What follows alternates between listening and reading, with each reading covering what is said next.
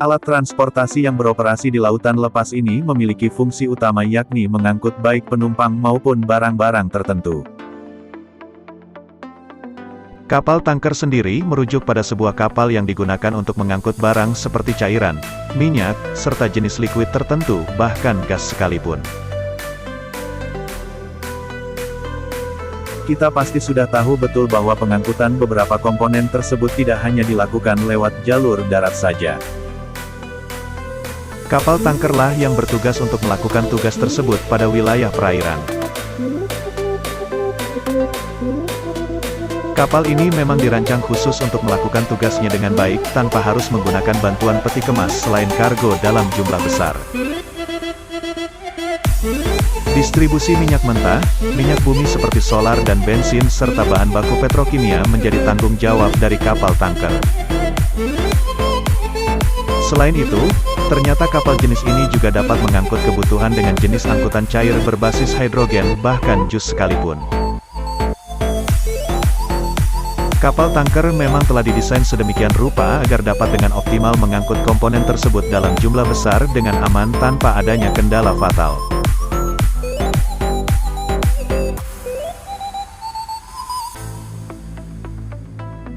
Sebagai operator pelabuhan dan juga sekaligus penyedia jasa perusahaan bongkar muat, harus mengantisipasi semua ketentuan SOP yang ada. Jika saja terjadi tumpah minyak di laut, tentu akan berdampak pada lingkungan dan tidak menutup kemungkinan akan berdampak pada semua perusahaan lokal khusus perusahaan yang memiliki izin bongkar muat. Oil boom digunakan untuk perlindungan dari tumpahan minyak, defleksi, dan lokalisasi minyak yang tumpah untuk mencegah kerusakan lingkungan lebih lanjut serta berdampak luas. Tumpahan minyak sendiri dapat disebabkan oleh kesalahan pada tingkat produksi, transfer, kecelakaan kapal pengangkut minyak seperti kapal tanker.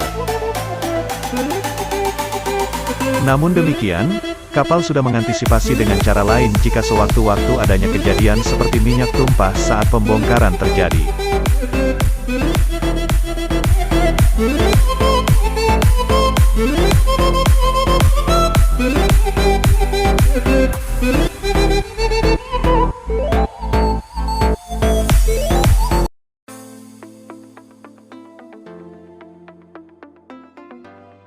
Pengisian bahan bakar di udara adalah proses memindahkan bahan bakar dari satu pesawat tanker ke pesawat lain penerima saat melakukan penerbangan. Prosedur ini memungkinkan pesawat penerima untuk terbang lebih lama, menambah jarak jangkau atau waktu operasinya. Sebuah seri dari pengisian bahan bakar di udara hanya dibatasi oleh faktor kekelahan dari awak pesawat dan faktor mesin seperti konsumsi oli mesin.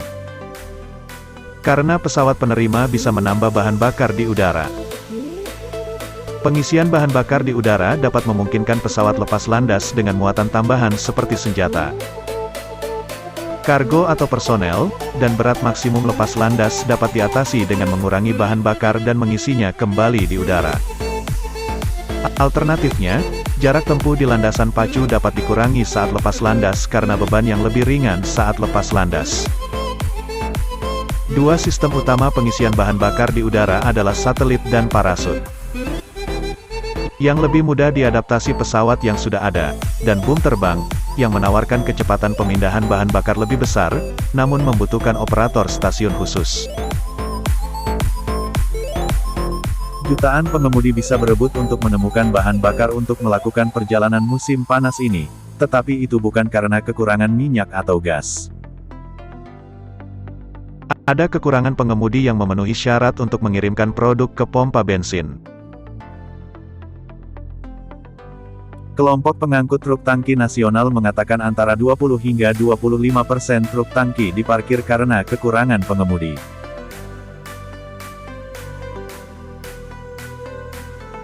Kelompok itu mengatakan pandemi menutup banyak sekolah pengemudi. Sistem federal baru untuk mengidentifikasi pengemudi dengan pelanggaran narkoba atau alkohol sebelumnya juga membuat ribuan pengemudi keluar dari angkatan kerja. Melalui teknologi ATG Custody Transfer di SPBU ini, penerimaan BBM di SPBU akan tercatat secara terintegrasi dalam sistem monitoring sejalan dengan upaya peningkatan digitalisasi. Sebelum penerapan ATG Kustodi di SPBU, ATG Kustodi diberlakukan di mobil tangki.